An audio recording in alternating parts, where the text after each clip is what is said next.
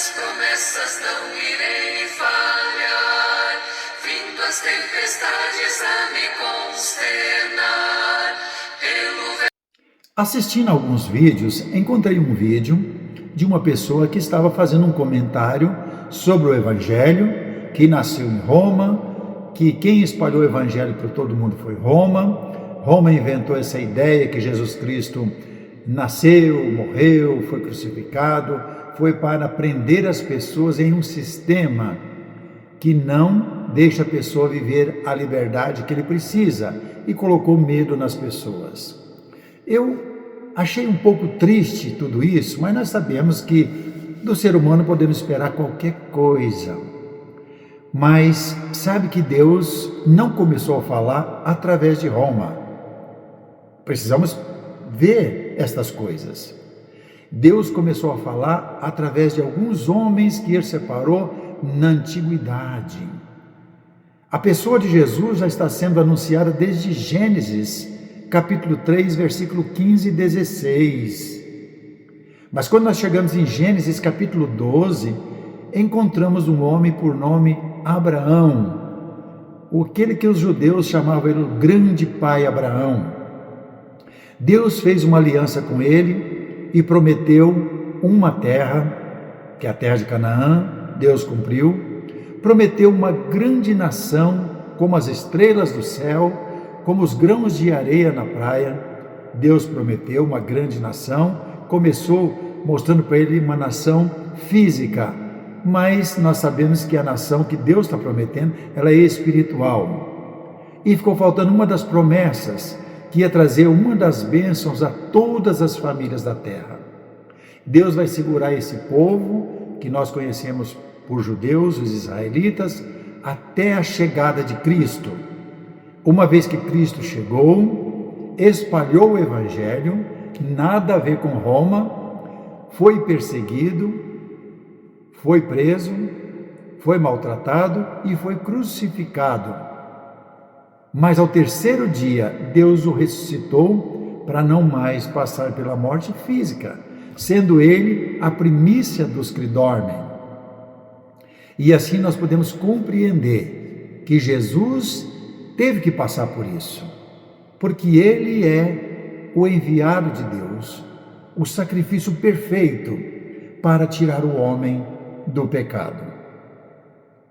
E sabemos que Paulo, quando ele escreve a carta aos Gálatas, ele faz questão de mencionar a posição do Pai, a posição do Filho, e também ele falou do pai Abraão, para tentar mostrar para a gente que esse projeto de salvar o homem não é uma coisa humana, mas é uma coisa divina, que está nos planos de Deus desde a antiguidade. É um projeto de Deus, um plano de Deus, desde existir qualquer seres humanos, desde existir mundo. E em Gálatas capítulo 3, nós conferimos com esses versículos. Olha o versículo 8.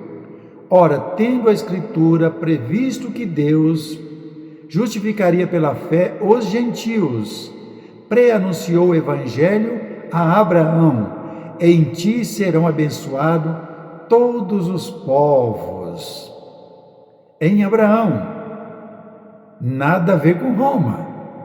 Ele ajuda um pouquinho mais no versículo 13, porque ele mostra que era necessário primeiro os judeus, porque Jesus ia nascer sendo judeu, uma linhagem pura. Aí ele diz no versículo 13: Cristo nos resgatou da maldição da lei, fazendo-se ele próprio maldição em nosso lugar, porque está escrito: maldito todo aquele que for pendurado em madeiro. Quem é que estava sob o jugo da lei? Os judeus. Os gentios não. Nós somos gentios. Mas para os gentios, versículo 14: para que a bênção de Abraão chegasse aos gentios em Jesus Cristo, a fim de que recebêssemos pela fé o Espírito prometido, o selo que todos nós precisamos.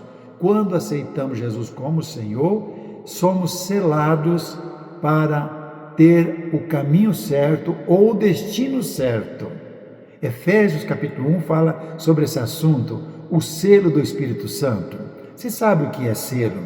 Uma carta sem selo não chega no destino certo. Então ela é selada, cola-se um selo nela. Então recebemos o Espírito Santo, o selo que nos garante a vida eterna. Para todos? Não, para muitos, porque nem são todos que querem morar com Deus, porque não valoriza, como essa pessoa que fez um comentário desnecessário, um comentário que Roma fazia questão de prender o ser humano, por isso inventou que Jesus foi morto, pregado em uma cruz, e começou a pregar medo nas pessoas para prender as pessoas. Nada a ver com isso, não. Apesar de que Roma foi bastante rude com os primeiros cristãos, mas mais rude foram os próprios judeus, que pediram a condenação para crucificar Cristo. Então, dessa forma, nós podemos entender que o plano de Deus, ele é eterno, e de eternidade a eternidade, e ele está completando esse plano, porque nós ainda estamos num processo de sermos ensinado, edificado e educado para morar com ele na eternidade.